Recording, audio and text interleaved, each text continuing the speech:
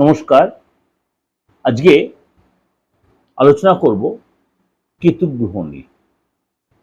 ছায়াগ্রহ কেতু খুব ভাইটাল, কেননা রাহু বা কেতু দুটোই ছায়াগ্রহ, কিন্তু দুটোরই কিন্তু আমাদের জীবনে বিশাল একটা প্রভাব। এই কেতু গ্রহ এই মুহূর্তে বসে আছে আপনার সিংহ রাশিতে, এই মুহূর্তে বসে আছে সিংহ রাশিতে মঘা নক্ষত্রে। আমি আপনাদের কাছে যখন আলোচনা করি কিছু গ্রহ নক্ষত্রের ট্রানজিট নিয়ে, সেটা আপনাদের কাছে কিছু কিছু লোকের কিছু কিছু আমার ভিউয়ার্সের রিকোয়েস্ট যে নক্ষত্র নিয়ে আলোচনা করলে বা গ্রহ নিয়ে আলোচনা করলে তাদের ট্রানজিট নিয়ে একটু আলোচনা করবে, তাহলে আমরা কিছুটা অবগত হতে। কারণ সবাই যে জ্যোতিষ শেখার জন্য, অনেকে নেশার জন্য বা পেশার জন্য জ্যোতিষ শিখতে চান না। জ্যোতিষটা অনেকে একটা বলতে একটা নেশা বলতে পারে, তার জন্য অনেকে জিনিসটা দেখে বা পরে তার সবসময় সে জ্যোতিষে যাবে তা নয়। তাদের জন্য এই আলোচনাটা যে কেতু গ্রহ এই মুহূর্তে বসে আছে আপনার মঘা নক্ষত্রে। এই কেতু গ্রহ যখন তার নক্ষত্রের পদ চেঞ্জ করবে, তখন কিন্তু তার 12 রাশির ক্ষেত্রেই তার একটা এফেক্ট হবে। 12 রাশির ক্ষেত্রে কোনো কোনো রাশির জন্য লাভ, কোনো কোনো রাশির জন্য একটু সতর্কতা। সেই নিয়ে আমার আলোচনা যে কেতুর এই নক্ষত্র পরিবর্তন আগামী 2 আগস্ট রবিবার, আগামী 2 আগস্ট অর্থাৎ 2রা আগস্ট রবিবার রাত্রি 12টা 8 মিনিটে কেতু মঘা নক্ষত্রে দ্বিতীয় চরণে প্রবেশ করবে। মঘা নক্ষত্রের দ্বিতীয় চরণে প্রবেশ করবে।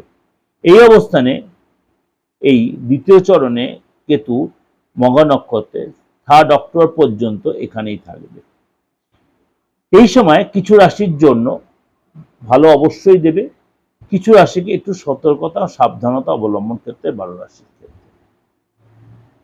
এবার আপনি বলবেন যে দাদা আমি তো আমার রাশি নক্ষত্র জানি না, আপনি তো আলোচনা করলেন, তাহলে আমি আমার ক্ষেত্রে কি করে বুঝবো যে কেতুর জন্য আমার এফেক্ট হয়, তাহলে কি আমি একটা ক্যাটসাই পড়ে নেবো? একদম ভুল চিন্তা ভাবনা, একদম সর্বৈব ভুল চিন্তা ভাবনা।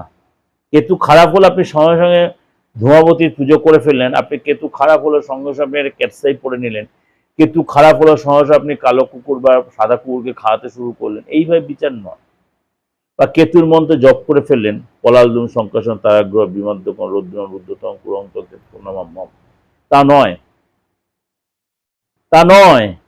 আপনার কেতু কোন সিচুয়েশনে রয়েছে, কি হাতে, কি আপনার হরোস্কোপে, কি আপনার বাস্তুগত ক্ষেত্রে, তার উপরে অ্যান্টাসিড অনেক রকম আছে। অ্যান্টাসিড আপনার ক্ষেত্রে কোনটা প্রযোজ্য বা আমার ক্ষেত্রে কোনটা আছে, একমাত্র অভিজ্ঞ ডাক্তার, পাশ করা ডাক্তারই বলতে পারে। আপনার ক্ষেত্রে কেতুর যদি কোনো ফ্যাক্টর হয়ে থাকে বা কেতুটাকে ডেভেলপ করলে আপনার কোন দিকে ভালো হবে, কেতু খারাপ হলেই যে আপনার শত্রুতা হবে, কেতু ভালো করলেই যে আপনি লাভবান হবেন, কেতু কার জন্য ভালো করলে লাভ হয়, এইটা আগে বুঝতে হবে। সুতরাং এটা অ্যাকচুয়াল অভিজ্ঞ অ্যাস্ট্রোলজি না হয় আপনাকে সেই গাইডটা দিতে হবে। অন্যথা গ্রহের চেয়ে কেতু বা রাহুর বিচারটা খুব একটু আপনাকে সংযত করতে হবে। সুতরাং এই যে কেতু তার নিজ নক্ষত্রের দ্বিতীয়, মঘা হচ্ছে নিজেই নক্ষত্র, তার নিজ নক্ষত্র দ্বিতীয় চরণে প্রবেশ করবে, কিছু রাশির জন্য ডেভেলপ দেবে, এটা ওভারঅল।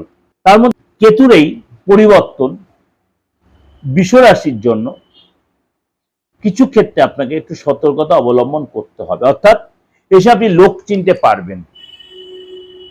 যারা মুখোশধারী লোক আপনার সাথে ওঠা বসা করতো, চলাফেরা করতো, তাদেরকে এই সময় ছেটে ফেলার সময় এসেছে। আপনার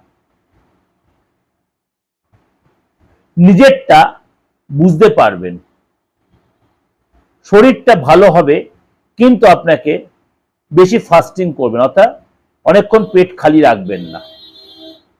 এবং রাস্তাঘাটে চলাফেরাতে কোনো কীট দংশন, ইনসেক্ট কামড়াতে পারে, কুকুর থেকে সাবধান, সাপ থেকে সাবধান, স্বপ্নাদোষ এই সময় কিন্তু হতে পারে। এই সময় কিন্তু আপনার অনেক দেখবেন মুখোশধারী লোক আপনার সামনে আসবে, সেটাকে আপনি ধরতেও পারবেন।